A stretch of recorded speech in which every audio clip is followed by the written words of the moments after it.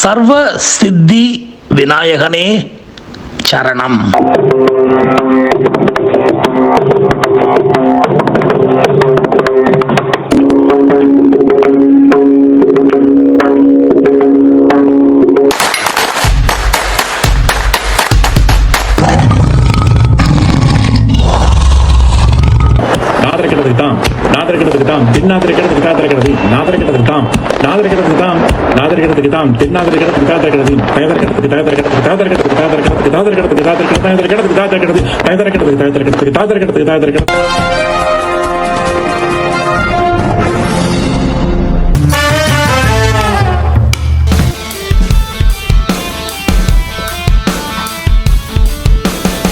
கணியன் பூங்குன்றன் அப்படின்னு அவங்க அப்பா பேர் வைக்க, கணியன் பூங்குன்றன் படித்து கிடிச்சு முடித்து தமிழ்நாட்டில் ஒரு சின்ன ஊரில், அதாவது தமிழ்நாடு சின்ன ஊர்னா என்ன, சென்னையிலேருந்து ஒரு 50-60 மைல் தள்ளி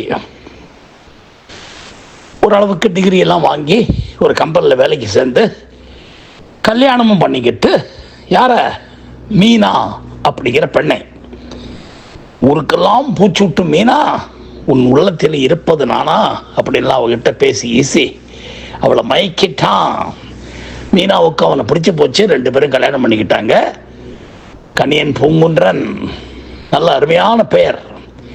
தமிழ் மீது ரொம்ப பற்று அவன் அப்பாவுக்கு. அதனால இவனுக்கு கணியன் பூங்குன்றன்னு பேர் வச்சாங்க. இப்போ இவன் மீனாவை கைப்பிடிச்சு கல்யாணம் பண்ணிக்கிட்டு ஒரு கம்பெனியில் வேலையாக இருந்தான். கல்யாணத்துக்கு அப்புறம் சும்மா இருப்பாங்களா? அடுத்தது என்ன, டெவலப்மெண்ட். குழந்தை பிறந்தது, அழகிய பெண் குழந்தை. ஸோ அப்பாவுக்கு தமிழ் பற்று, பையனுக்கு இல்லாமல் இருக்குமா? அதே பிளட்டு தானே.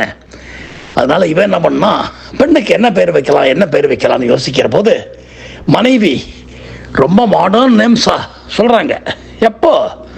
இதெல்லாம் ஒரு 20 வருஷத்துக்கு முன்னாடி, அதாவது 2010ன்னு வச்சுங்களேன். 2010னா 14 வருஷம் முன்னாடி. அது 2004 அப்படின்னு வச்சுங்க.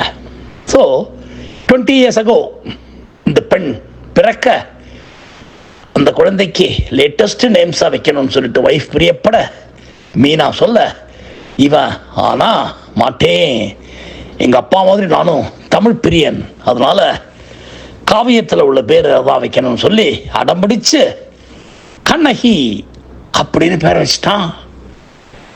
ஒய்ஃபுக்கு என்னங்க நீங்கள் கண்ணகி மாதவின்லாம் பேரை வைக்கிறீங்க, போங்க நீங்கள், ஐயோ மாதவி வைக்கக்கூடாது, கண்ணகி தான் வைக்கணும், என் பொண்ணு மாதவி மாதிரி இருக்க மாட்டா, கண்ணகியாக தான் இருப்பா அப்படின்லாம் சொல்லி இல்லை அந்த பெண்ணை சீரும் சிறப்புமாக வளர்க்க 2024 அந்த பெண்ணுக்கு 20 வயசு, டிகிரியை முடிச்சிட்டா.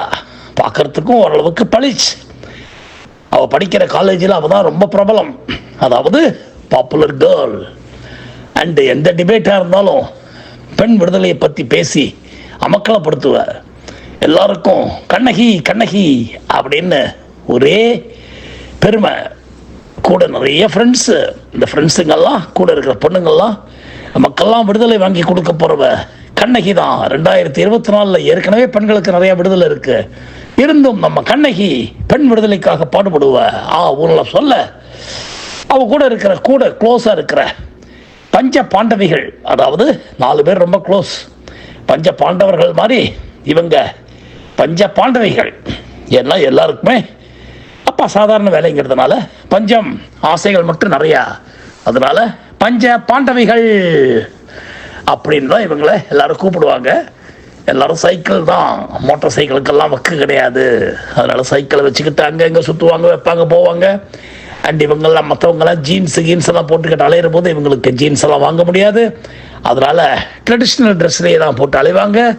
ஆனால் அந்த பாவாடை தாவணியில் ஜீன்ஸ் போடுறவங்க எல்லாம் செய்கிறாங்களோ அதெல்லாம் செய்கிற போது பசங்கள்லாம் குஷியாகிடுவாங்க. அடே பாவாடை தாவணியில் ஜீன்ஸ் விஷயங்கள் நடக்குது அப்படின்லாம் சொல்லி குஷியாவாங்க பசங்க.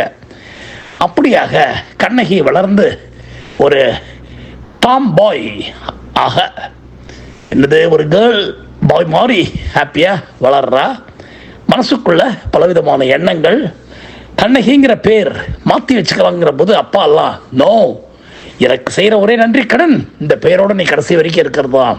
கண்ணகி எப்படிப்பட்ட பத்தினி தெரியுமா, அவ எப்படிப்பட்ட உத்தமி தெரியுமா, மதுரையே எரிச்சவா எல்லாம் சொல்லி இல்லை. இவளுக்கு முட்டுக்கட்டை போட சரி இந்த அப்பா இருக்கிற வரைக்கும் நமக்கு பேரை மாற்ற முடியாது போல் இருக்கு. அப்பா ரொம்ப ஹெல்த்தியாக இருக்கிறதுனால இப்போதைக்கு பேரை மாத்திர பேச்சே இருக்காது. ஒருவேளை நம்ம கல்யாணத்துக்கு அப்புறம் சிச்சி கல்யாணமாவது காட்சியாவது கொண்டாட்டமாவது, கல்யாணம் பண்ணிக்கிறது போல முட்டாள்தனம் உலகத்தில் எதுவுமே கிடையாது. நம்ம அம்மா எல்லாத்துக்கும் பயந்து பயந்து அப்பா கூட இருந்துக்கிட்டு அப்பா என்ன சொன்னாலும் கேட்டுக்கிட்டு அவர் மனசு கோணிடக்கூடாது. என்ன கோணிடக்கூடாது, பெரிய மனசு பாடே போகுது. அவர் மனசுக்கு திருப்தியாக இருக்கணும், பிடிச்ச மாதிரி இருக்கணும், அதாக இருக்கணும் இதாக இருக்கணும்னுட்டு.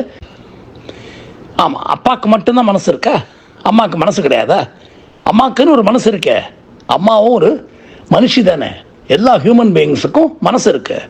அப்பா மட்டும் நினச்சதெல்லாம் சாதிச்சுப்பார், அம்மா மட்டும் எல்லாத்துக்கும் அடங்கி அடங்கி போகணும். பிடிச்சதோ பிடிக்கலையோ எல்லாத்துக்கும் மண்டையாட்டணும். இல்லைன்னா அவர் மூடு அப்செட் ஆகிடுவார். அப்பாவும் அப்பா டப்பா தொப்பா குப்பா அப்படின்லாம் மனசுக்குள்ள கோவம் வரும். அதனால் அவளுக்கு கல்யாணம்ங்கிறதே வேப்பங்காய் ஆயிடுச்சு. அந்த மாதிரி அம்மா மாதிரி எத்தனை கோடி பேர் பாவம் மனசு கொண்டக்கூடாதுன்ட்டு தன்னுடைய ஆசைகள்லாம் அடக்கிக்கிட்டு புருஷன் ஆசை தான் தான் ஆசை அப்படின்னு இருக்காங்க. அப்படின்னு யோசிக்க ஆரம்பிச்சா பெண் விடுதலை வேணும். என்ன விடுதலைக்கு என்ன வழி? ஒரே வழிதான், கல்யாணம்னு ஆகிப்போச்சுன்னு சொன்னால் எப்படியோ ஆம்பளைங்க அடக்கிடுறானுங்க. ஏன்னா அவங்க நல்ல வேலைக்கு போகிறானுங்க, சம்பாதிக்கிறானுங்க, எல்லாம் பண்ணுறானுங்க. ஏதோ ஒரு ஸ்மால் பர்சன்டேஜ் பொம்பளைங்களும் நல்லபடியாக வந்திருக்காங்க. இருந்தாலும் மெஜாரிட்டி நம்மளை மாதிரி லோயர் மிடில் கிளாஸ் இருக்கிறவங்களுக்கெல்லாம் விடுதலை கிடைக்கிறது அவ்வளோ ஈஸி இல்லை. ஏன்னா வாழ்க்கையில் முன்னுக்கு வரதும் ஆப்பர்ச்சுனிட்டிஸ் நிறையா இருக்கணுமே. நம்ம இந்தியா மாதிரி ஒரு ஏழை நாட்டில் முன்னுக்கு வருதுங்கிறது அவ்வளோ ஈஸி இல்லை. பொம்பளைங்க முன்னுக்கு வந்தால் உடனே பட்டம் கட்டுருவானுங்களே, அவ்வளா பொம்பளைங்க ஈஸியாக வந்துடுவாங்கப்பா அப்படின்றான். அதுலேயும் என்ன 1000ல் 1-2 பொம்பளைங்க வராங்க நல்லா, அதுக்கு பேர் வச்சிருவானுங்க. அவங்க சிரிக்கிற சிரிப்பிலேயே ஓங்கி மூஞ்சிலே ஒரு குத்துறம் போல இருக்கும். ராஸ்கோல்ஸ் அப்படிலாம் நினைச்சு வெகுண்டு எழுந்து அம்மாக்கெல்லாம் அட்வைஸ் கொடுத்து, அம்மா உனக்குன்னு இருக்கிற மனசுபடி நடமா, ஐயோ என் மனசு அவர் சந்தோஷமா இருக்கணுங்கிறதாண்டி கண்ணகி அப்படின்னு சொல்லி உன் பேரை கூட நான் வேற நிறைய மாடர்ன் நேம்ஸ் எல்லாம் சொன்னேன். ஆனா அப்பா ஆசைப்பட்டாரு கண்ணகின்னு வைக்கணும்னு. அதனாலதான் நானும் அன்பா உன்னை கண்ணகின்னு கூப்பிடுறேன்னு சொல்ல அம்மாவை பார்த்து மூஞ்சிலே இடிச்சிருவேன், கம்முன்னு இருந்தே. ஐய கண்ணகி எனக்கு பேரை மாத்தணும்னா அப்பா என்கிட்ட கெஞ்சுது பேரை மாத்தாதேன்னு மிரட்டுது. வேற என்ன பெரிய இவரு அப்படின்லாம் சொல்லி அந்த பெண்ணு ஒரு வித்தியாசமான பெண்ணாக வளருது. இப்போ காலேஜில் மேல் படிப்பு படிக்குது, அதாவது டிகிரியை முடிச்சுட்டு மேலே படிக்கிற போது அந்த பெண்ணுக்கு பலவிதமான சிந்தனைகள். வாழ்க்கையில் நம்ம சக்ஸஸ்ஃபுல்லாக இருக்கணும்னா நல்லா பணம் சம்பாதிக்கணும், பணம் சம்பாதிக்க படிப்பு வேணும். இப்போ இந்த படிப்புக்கெல்லாம் நமக்கு ஓரளவுக்கு அரசாங்க உதவி இருக்குது. தமிழ்நாடு ஓரளவுக்கு நல்ல ஸ்டேட்டாக இருக்கிறதுனால நமக்கு பிரச்சனை இல்லை. ஒரு மாதிரி சைக்கிளை வச்சுக்கிட்டு மேனேஜ் பண்ண முடியுது. இதுவே நம்ம இன்ஜினியரிங் போனோம், மெடிக்கல் போனோம்னாக்கா எவ்வளோ செலவு பண்ணணும், நம்ம அப்பனுக்கு அதெல்லாம் கட்டுப்படி ஆகுமா அப்படிலாம் யோசிச்சுக்கிட்டு இப்படி இருக்கிற அப்பாவே அடக்கி ஆள்றாரு. நாளைக்கு நல்லா சம்பாதிக்கிற ஒரு புருஷன் வந்தால் அவன் என்ன அடக்குவான்? ஏன்னா நம்ம அப்பாவுக்கிட்ட பணம் கிடையாது, சொத்து கிடையாது, சுகம் கிடையாது. அவனுக்கு ஒன்றும் பெருசாக என்னத்தை கொடுத்துட போகிறாரு இவர், இல்லை எனக்கு தான் என்ன கொடுக்க போகிறாரு. இருக்கிறது அந்த வாடகை வீடு. அப்படிலாம் இருக்கிற போது கஷ்டம்தான் அப்படின்னு சொல்லி வர வீட்டில் சண்டைகள் அதிகமாக. அடியே என்னடி விண்ணோடும் முகிலோடும் அந்த காலத்தில் பார்த்து வளர்ந்தவங்க நாங்கள்லாம் மண்ணோடு மண்ணாக போயிடுவேன் நீ ஜாக்கிரதை அப்படிலாம் சொன்ன திட்டுறாங்க வீட்டில். என்னது மண்ணோட மண்ணாவா? ஆமாம், அந்த காலத்தில் அவன் தள்ள இடி விழம்பாங்க, இந்த காலத்தில் ஏரோப்ளைன் விழன்னு சொல்லணும். அந்த அளவுக்கு ஏரோப்ளைன் போய்கிட்டே இருக்குது வரும் வானத்தில். ஏன்னா அவங்க வீடு மீனம்பாக்கம் பக்கத்தில், அதனால் ஏரோப்ளைன் சத்தம் வந்துக்கிட்டே இருக்குது 24 மணி நேரமும். அந்த சத்தம் இல்லாமல் அவங்களால தூங்கவே முடியாது. அப்படியாக கோபம் வந்தால் அந்த காலத்துலலாம் திட்டுவாங்களே, உன் தலையில் இடி விழ அப்படின்னு. இப்போ உன் தலையில் ஏரோப்ளேன் விழ அப்படின்னு திட்ட ஆரம்பிக்கிறாங்க. இப்போ நம்ம கதையின் மையப்பகுதிக்கு போக போகிறோம். நம்ம கண்ணகிக்கு வீட்டில் நாளொரு மேனியும் பொழுதொரு வண்ணமாக சண்டை மண்டை உடையுது. அம்மாக்காரி அப்பா சொல்கிறத கேளு, அப்பா சொல்கிறத கேளுன்னு உயிரெடுக்க, அப்பாக்காரன் என்ன சொல்கிற அந்த ராங்கிக்காரி மனசில் என்ன நினச்சிக்கிட்டு இருக்கா? அவளை பெற்று வளர்த்து சோறு போட்டு இன்னைக்கு அழக பார்த்துக்கிட்டு கிடக்கும். எதிர்த்து பேசுகிறாவ, நாக்க அறுத்த போடுவேன்னு சொல்லு அப்படின்லாம் சொல்ல கண்ணகிக்கு எரிச்சல் மண்டிக்கிட்டு வந்து இந்த வீட்டை விட்டு வெளியே போனால் போதும் அப்படின்னு தோணிடுது. காலேஜில் அவள் தான் ரொம்ப பாப்புலர். அதுவும் எம்எஸ்சி பாட்டனி படிக்கிறா, தமிழ் பிச்சு உதறா, எல்லா டிபேட்லேயும் ப்ரைஸை அள்ளிக்கிட்டு வந்துடுவ. கண்ணகின்னு பேரை வச்சுக்கிட்டு ஆண்களுக்கு பெண்கள் ஏன் அடங்கி போக வேண்டும் அப்படிங்கிற டாப்பிக்கில் எல்லாரும் ஏன் அடங்கணும்னா அப்படின்னு சில காரணங்கள் சொல்ல, இவ ஒரே காரணம், அடங்கவே கூடாது. எதற்கு அடங்கணும்? அவங்களும் மனுஷன், நம்மளும் மனுஷி. அப்படி இருக்கிற போது ஒருத்தருக்கு ஒருத்தர் அன்பை பரிமாறிக்கலாம், அறிவை பரிமாறிக்கலாம், மற்றதெல்லாம் செய்யலாமே தவிர அடங்கி போன நினைச்சாலே அவனை நம்ம அடக்கணும் அப்படின்னு பேசி கண்ணகி மற்றவங்க கண் நகியா இருந்தவங்க கண்ணெல்லாம் ஓப்பன் பண்ணி விட்டாள். பொம்பளைங்களுக்கெல்லாம் ஒரே குஷி. ஆஹா, நவீன கால கண்ணகி இப்படி தான் இருப்பாங்க போல் இருக்கு அப்படின்னு. கற்புக்கரசி கண்ணகியை பற்றி சொல்லுங்கன்னு சொன்னால் கற்பாவது கிருப்பாவது, என்ன கரிய கற்பு பழைய போகுது. அதை வச்சு தானே அந்த காலத்துலேருந்து இந்த காலத்துக்கு வரைக்கும் ஆண்கள் நம்மளை அடக்கி ஆள்றானுங்க. கற்புன்னு சொன்னால் 2 பேருக்கு இருக்கணும். அவனுக்கு இருக்கா? பல பேர் பணம் வந்துட்டா 2 வீடு 3 வீடு வச்சுக்கலாம். பணம் இல்லைனாலும் வேலைக்காரியோட சல்லாபம் பண்ணுறான், அதை பண்ணுறான், இதை பண்ணுறான். பொம்பளைங்க மட்டும் ஏதாவது ஒரு சின்ன தவறு பண்ணால் கூட அதை பூதாகரமாக பேசி அவங்கள அவமானப்படுத்துகிறானுங்க. அதனால் ஆம்பளைங்களை நம்ம விட்டு வைக்கவே கூடாதுன்னு சொல்லிட்டு நவீன கண்ணகி அடேங்க அப்பா பயங்கரமாக போர்க்கோலம் பூணுகிறாள். பிடிக்கலன்னு அந்த ஆணை தூக்கி விட்டு எறிஞ்சிடு, வேற ஆணை பிடி, நல்லவனா இருக்கிற வரைக்கும் கூட இரு, கொஞ்சம் புத்தி மாறிச்சா எட்டி உதச்சா நினைச்சிட்டு இன்னொரு ஆளை பாருங்கிறா. இதனால அது கண்ணகி நம்ம கல்ச்சரே நாசமாயிடும் போல் இருக்கே ஒன்னால நினைக்கிற போது, வீட்டில் வர சண்டை கண்டலை ஏறுற போது ஒரு மாதிரி பரீட்சையெல்லாம் முடிஞ்சு பசுமை நிறைந்த நினைவுகளையே பாடித்திருந்த பறவைகளேன்னு எல்லாரும் பிரியிற நேரத்தில் ஒரு பையன், அந்த காலேஜில் படிக்கிற பையன் வந்து, அம்மை ஞான் நீங்களிடம் கொஞ்சம் பேசணும் அப்படின்னு சொல்ல, அடவே நம்ம காலேஜில் படிக்கிற பையன் தானே இவன் அப்படின்னு சொல்லி, இவ என்ன பேசணும்ப்பா, what is it you want, you speak Tamil அப்படின்னு கேட்க, ஓ நன்னாயிட்டு நான் தமிழ் பேசுவாக்கம் அப்படின்னு அவன் சொல்ல, ஓஹோ இவ்வளோ நல்லா பேசுவியா நீ, வெரி குட் அப்படின்னு சிரிச்சுக்கிட்ட, வாப்பா உட்காரலான்னு சொல்லிட்டு ஒரு மரத்தடியில் உட்காந்துக்கிட்டு பேசுகிறான். அப்போது அந்த பையன் சொல்கிறான், அம்மை கண்ணகி எனக்கு நீங்கள் பேர் ரொம்ப பிடிச்சிருக்குன்னு சொல்ல, ஹேய் இந்த பேர் உனக்கு பிடிக்கக்கூடாது, நான் பேரை மாற்றிக்க போகிறேன். பிகாஸ் இந்த கண்ணகிங்கிற பேர் ரொம்ப பழங்கால பேர். மோரோவர் இந்த கண்ணகி பொம்பளை குலத்துக்கே பல துரோகத்தை பண்ணியிருக்கா. ஒரு ஆம்பளைக்காக வாதாடி கிதாடிலாம் பண்ணாலே தவிர அவன் தாசி வீட்டுக்கு போன போது இவ பொறுத்துருங்கா, போய் அவனை கையை பிடிச்சி பளிர் 4 அடி கொடுத்து கூப்பிட்டு வராமல் வெயிட் பண்ணியிருக்கா. இடியட் ஒன்று சொல்ல, ஓ அந்த அளவுக்கு மேடம் நீங்கள் நிச்சயமாயிட்டு எனக்கு ஹெல்ப் செய்யணும்னு சொல்லி, எந்த ஹெல்ப்பை சொல்லப்பா அப்படின்னு சொல்ல, எங்களுக்கு கேரளாவில் ஒரு 100 ஏக்கர் டீ எஸ்டேட் உண்டு.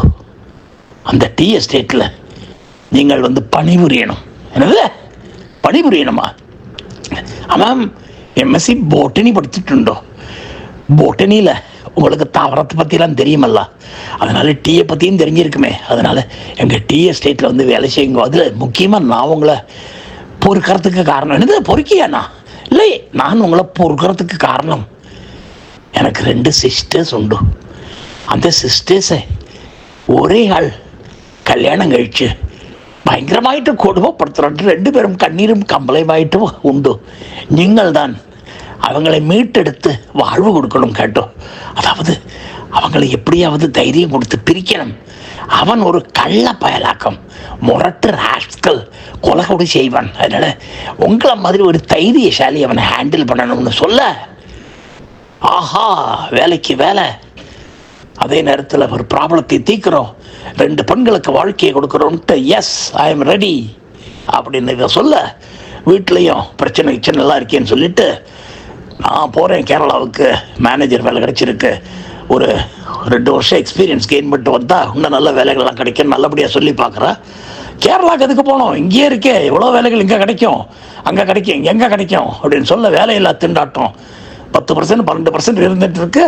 இப்போ வந்து வேலை கிடைக்கும், வேலை கிடைக்க மாட்டேங்குது அப்படின்லாம் இவ சொல்ல, இது ஏதோ அதிர்ஷ்டவசமாக வந்திருக்குது, எனக்கு போய் அந்த வேலையை பார்க்கணும், மாதம் 35,000 ரூபா சம்பளம் தரேன்றாங்க, அது தவிர தங்கறதுக்கு குவார்ட்டர்ஸ் இருக்குது, ஃப்ரீ சாப்பாடு எல்லாம் இருக்குது, உங்களுக்கு வேணால் மாதம் ஒரு 10,000 ரூபா அனுப்புகிறேன்னு சொல்ல, அப்பா பட்டுன்னு வாயை மூடிக்கிட்டு கரெக்டாக 1ஆம் தேதி அனுப்பிச்சிருமா 10,000 அப்படின்னு சொல்லிட்டு மனைவியை பார்க்க, நம்ம குழந்தை கண்ணகி நல்ல குழந்தைங்க அப்படின்னு சொல்ல, அங்கே போய் பேரக்கரை மாற்றி வச்சுக்கிறாத அப்படின்லாம் சொல்லி இல்லை, கேரளாவுக்கு அவள் 100 ஏக்கர் டீ எஸ்டேட்டை பார்த்து கொள்ளவும், முக்கியமாக அந்த 2 பெண்களுக்கு விடுதலை வாங்கி கொடுக்கவும், தன் காலேஜில் படித்த பையனுடைய தயவில் வேலை ஒன்று கிடைச்சி அங்கே போகிறாங்க.